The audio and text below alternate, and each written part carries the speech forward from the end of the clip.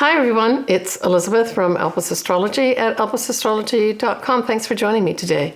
So this is my take on the astrological outlook for November 2023.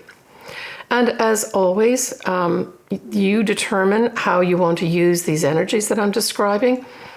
I do use the whole house system when I do these predictions, and I use the ascendant mainly, but you can look at your sun sign too, just to get some extra information as well.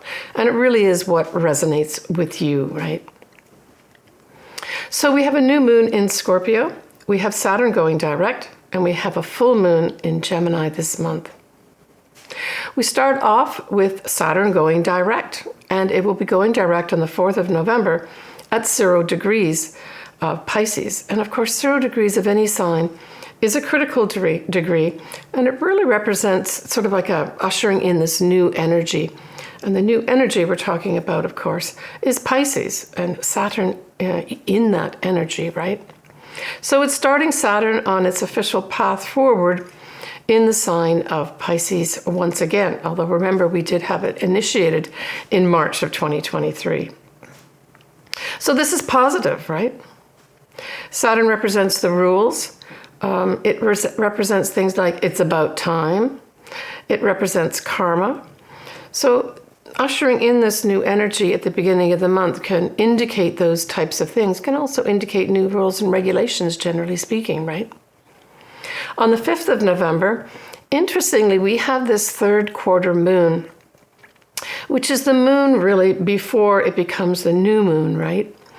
And it is at 12 degrees of Leo. And recall, in September, we had Venus going direct at what? 12 degrees of Leo.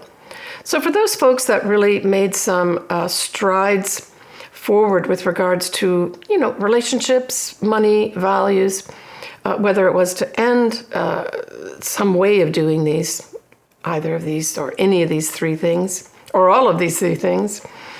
This is kind of a supportive energy that says, hold on here, hold on to me as we head towards that new moon and your official start again in whatever it is that you've wanted to make new, right? Now, in most cases, I'm thinking of those folks that either established a new relationship or a new way of doing a relationship in September.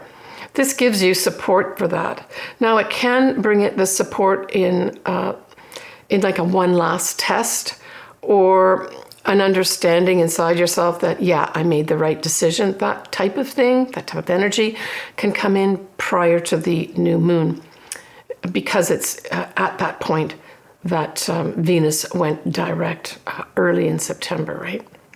So that's interesting that it actually falls on the same day as this quarter moon that we turn our clocks back. Now, the 9th of November, we have Mercury sextiling Pluto. Well, this brings in some opportunities, positive opportunities, to make some sort of discussions, powerful discussions with powerful people. On the 10th and the 11th of November, we have that Mercury, though, squaring Saturn. And so this is kind of the opposite of that. It's potentially, I'm thinking more on a collective or global level, ignoring the rules and regulations and just making a decision and announcing that you're going to do it your way. That's that whole Mercury square Saturn here, right? Kind of disobeying the parents, ignoring the rules and regulations. So that's the 10th and 11th of November. So this leads up and ushers into our first new moon in Scorpio. So Happy New Year to all my Scorpio folks, including my daughter Allison. Her birthday is very close to this, so she's got her newness for this new moon is going to last for the whole year for her. And so this new moon in Scorpio on the 13th of November is at 20 Scorpio, 43 minutes at 1:26 a.m. Pacific Standard Time. Now, the ruler of this moon, there are two of them. The modern one, of course, is Pluto, and the more ancient one, of course, is Mars. And so we always look to see, well, where are both of these planets? Because they will influence that moon in Scorpio. So the good thing is we have Pluto as direct, and it's at 28 degrees of Capricorn. Now, this isn't really a sextile. It's what you call a wide sextile, but at least it's positive from the standpoint that a wide sextile is formed and that Pluto is direct. Now, Mars we see at 22 of Scorpio. Well, it conjuncts that moon and the sun. Now, what this can bring in, if you have this degree point aspected in your chart, the 22 degrees of Scorpio, 21, 22, 23, this is going to be opposite to the Taurus Uranus. And so at its best, this positive side of this energy can bring in almost like this breaking of chains. So it's like you've been maybe working hard to change something, to get somewhere, putting lots of effort in. And this new moon says, oh, I can feel myself breaking free of this and moving forward. So that's the best way that this energy can play out. The more negative side of this, of course, is if you look at just straight Mars, a fighter and feisty and aggressive, opposite unexpected explosions and energy, Uranus. In opposition, these two planets can literally create an explosion. And that could play out in something like earthquakes, for instance, or volcanoes, that type of thing. But it can also play out, again, I think collectively, in unexpected fighting, probably like military. The Mars does represent the military too, right? So there may be a lot of fighting that goes on. Scorpio is very much a secretive sign, and it's really aspected strongly here, not just by the moon and the sun, but also by the fact that Mars is also in Scorpio, opposing that Uranus. So there may be some unexpected things that pop up at this time that can also be psychological, because Scorpio also represents the psychological side of ourselves too. And Scorpio does represent money too, right? So there could be some unexpected new start. Maybe the Fed in the USA will announce that they're going to reduce the interest rates, and we can see mortgages coming more up to be taken by folks and getting homes. And that's all possible. But I see this more as more aggressive moves of some sort, more on a collective level. But remember, there's a positive side too. We have Venus that is in Libra will be sextiling Mercury. Now, Mercury is just, if you look at the chart that I'd put up, Mercury is just in around 4 degrees or so of Sagittarius. And I can tell you that that's a good thing. I know it's in its detriment and not necessarily positive when we look at it individually. But the fact that we have Mercury just outside the auspices of Mars, but in a different sign, in a very positive, forward thinking, future thinking, optimistic frame of mind, right? So if we take this whole Mercury side of it in Sagittarius, it's positive thinking.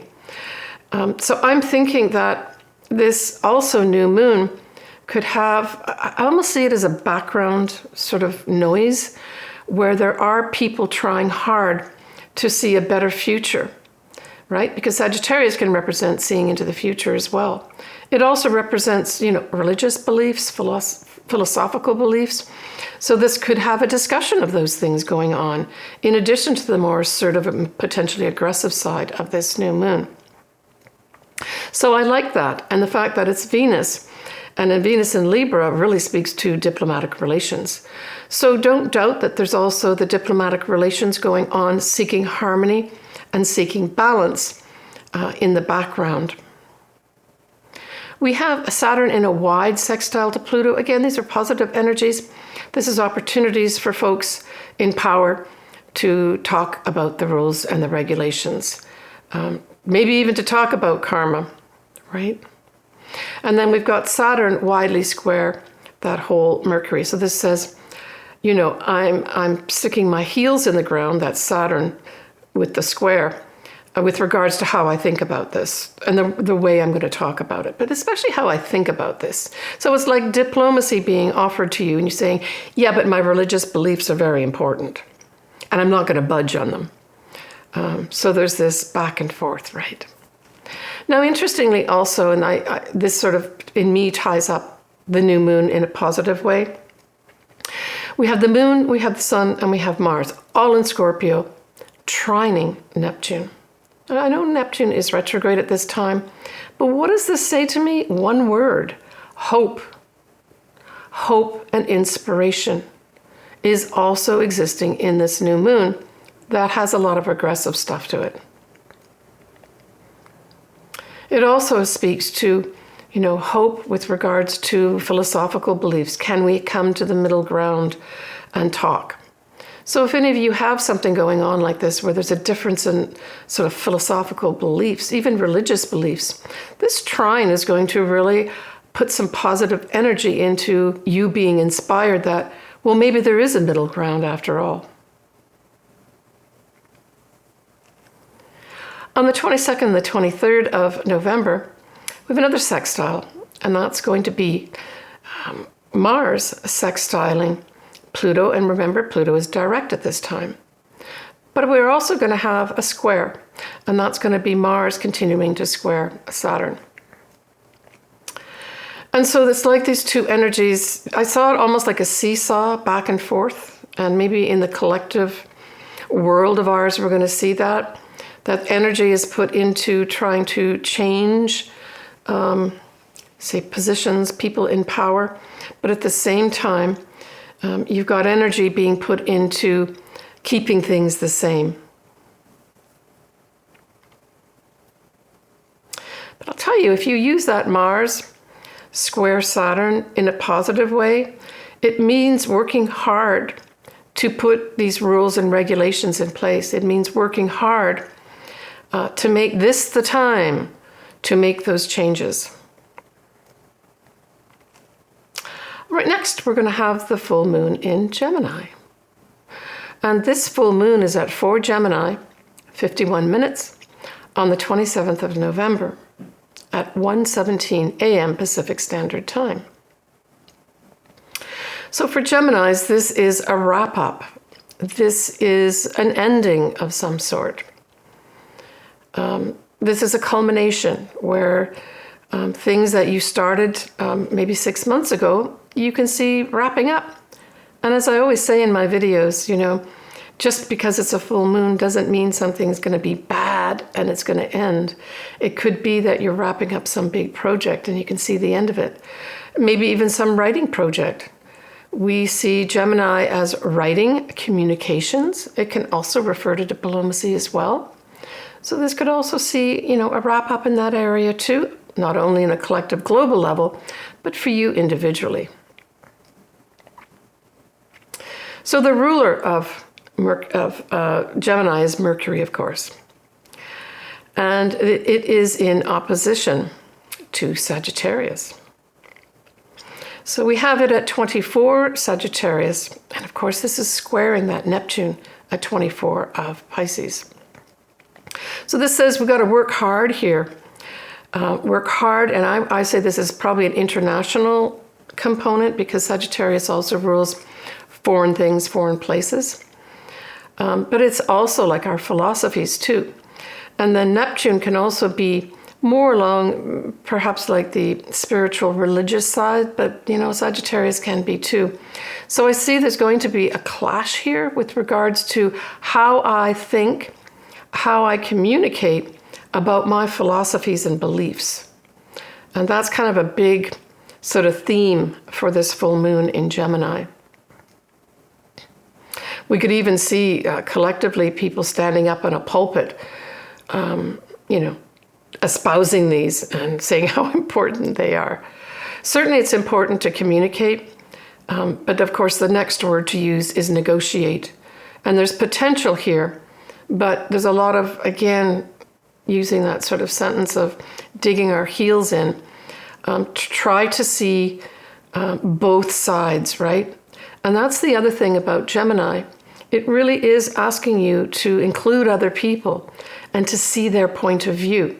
And so this full moon is going to be focusing on a lot of that, working with others so that everyone can benefit here. Hearing, right? Both sides, and thinking through, Gemini, what you should say, where there's a coming together as opposed to a coming apart. When we look at Mercury, again, it's trining the north nodes in Aries. So this is very positive. It's let's talk about our future as a group, right? Let's talk about that. And let's put something new in place. That's Aries. Aries is saying, let's move forward with something new here. We can be individuals, but let's do it in a harmonious way. We have the sun is going to be conjuncting Mars. And of course then, because it's a full moon, both the sun and Mars will be opposite to the moon. And so this could bring in a little bit of assertive energy with regards to people speaking, maybe some people speaking out of turn. Remember that Gemini is an air sign, and so it's not like this fiery, a fire sign where I'm not going to give up what I think and what I want to say, even though this does emphasize that speaking out of turn in some respects. Gemini puts a lighter tone on the whole thing, right? And so this is, I believe, someone, stating what they think and putting it in words, maybe standing up, presenting, that type of thing. And in fact, that type of aspect could have some people individually, if this full moon at 4 or 5 degrees of Gemini affects you, you could make maybe some effective presentation at this time, or present your case at this time from documents that you've written, right? We have Venus conjuncting the South Node. So this is wonderful too. South Node types of things, we like to say letting go of them. And of course, it supports the fact that a full moon says endings and letting go. And so this says to me that there's a request here from the universe to ask you to let go of old ways of doing relationship, of perhaps your money, but it's also referring to our values. And I also see this as, women could be in the mix here. So I think that this is letting us all know that we can do things differently with regards to those areas. So that's love, relationships, money, and our values. And it really emphasizes, in my mind, as last month we had that whole yod, right, pointing at this South Node. This may be a wrap-up of some of us individually letting go of relationships, letting go of old ways of doing relationships and embracing new ones. But maybe also our money too. That let go of old ways of dealing with your money and put ones in place that give you better balance in your life. Because that South Node, of course, is in Libra, which is all about balance and harmony, right?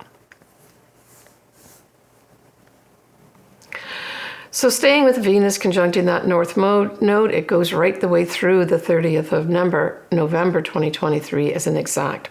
So it's an important thing that I've just spoken about. Well, good luck to everybody in November. When we look at December, yay, we have that Neptune going direct. But we do have a Mercury retrograde, and it's an interesting Mercury retrograde because it's going to start in very conservative Capricorn, but spend a lot of its time in future-oriented, optimistic, positive, risk-taking Sagittarius. And speaking of Sagittarius, you will have a new moon there, full moon in Cancer. And of course, that full moon in Cancer is the second full moon. That's unusual in a year. I'll talk about that next month. And then we have Jupiter going direct, literally the last day of December, the 31st of December, 2023. All right, talk about that more next month for you guys, right? So let's now move on to the ascendants or sun signs, whatever resonates with you. All right, Taurus. So this new moon, of course, in Scorpio is opposite your sign. And I really felt, because we've got the influence of Mars here as well, opposite your sign, Taurus, I just got this as the final showdown. That a solution is finally arrived at, and it predicates a new start. So it's like something will happen, and then you'll say, oh yeah, but I can have this new start now. You've also got Uranus still in your sign, of course, and positively you've got Jupiter in there too. So Jupiter adds protection, don't ever forget that, right? And also it offers you a new view of your future. So that may all come in here for you, Taurus, or at least for some Taurians. But it could also just have this whole seventh house of yours that's lit up. You have a partner, say it's a business partner, that decides to have a new start, to go their own way. And you're freed up at this time. But it can literally also have the other side of it, where you have a new start with, say, a business partnership at this time. That would be very positive with the assistance of Mars there. For others, it could just be that there's a new start with regards to, say, a marriage. Now, this could result in some unexpected decision on your part, because that's Uranus in your sign, Taurus, that you present to your partner, your business partner or your marriage partner, that has your partner reacting in some way and saying, okay, well, this is the new start. Hopefully, for some Taurians, it's a new start in an existing partnership or marriage that's really positive, where you feel movement forward. It also can do with clients and, of course, any other. And the other could be, lawyers, government officials. So certainly make sure that you take care of anything that might be presented to you from others, right? Well, hopefully most of my Taurian viewers and clients survived that eclipse on the 28th of October. And that even though it was a full moon eclipse, it freed you up to move forward with your lives. So the full moon in Gemini is in your second house. So this is an ending with regards to a source of income. Just straight on the surface, I would say there's going to be some Taurians that just leave a job and that income ends. For others, it could be a time where you end, and it might be associated with leaving a job, the way people value you. Where you say, I've had enough of this, I'm worth more than this, and I'm going to seek out a job that truly values me. And it values me in a concrete way, where it offers me the money that I feel I deserve.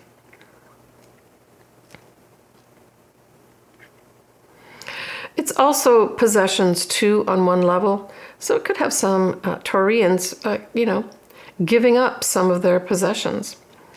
Now, it is in Gemini, so there's some form of communications around whatever it is that you're doing. So even though it's a full moon, it could have you negotiating. That's what I'm thinking. So it's like you're fed up with being treated the way you're treated and not being given enough money. And you use that full moon to stop that. But you also enter into negotiations, maybe negotiating your contract to earn more money. Or maybe even end a job that you're doing, but stay in the same company, and you're negotiating that. I'm getting a real feeling of contracts here with regards to Taurians and that full moon in Gemini. It's also communications, right? Just generally speaking. So it could just have you receiving communications as well, right? Maybe receiving communications about this other source of income that means you have to end your present form of income. I mean, all Taurians are up for a final movement forward on a whole new path of their lives, right? As a result of all the eclipses and the North Nodes being in Taurus. They're not there now, but they were. So there was a lot of dust kicked up for many Taurians. And this is more the settling of the dust, all right? Take care, Taurus. Okay, folks, well, that wraps up my take on November. As always, I would love to do your chart. Everything is below to communicate with me. I'm wishing everyone the best of luck here in November. Hopefully, it's going to be a more settled month for most folks after we finished those 2 eclipses, powerful eclipses in October. Stay tuned for my December 2023. I'm also going to be, from the looks of it, with my subscribers, probably doing my first live YouTube.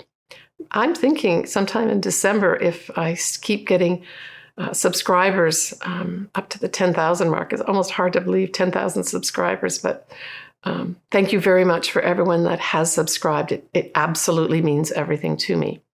So stay tuned for that. I'll also be doing my 2024 year ahead pretty soon. I'll try to do that in November and get that out. But yeah, keep an eye out. If you're subscribed and hit the bell, you'll get notification. Lots of love to everybody. I'm wearing my little heart necklace here. That's a pink stone to send love out to everybody, and lots of happiness too. Take care, everyone, and bye for now.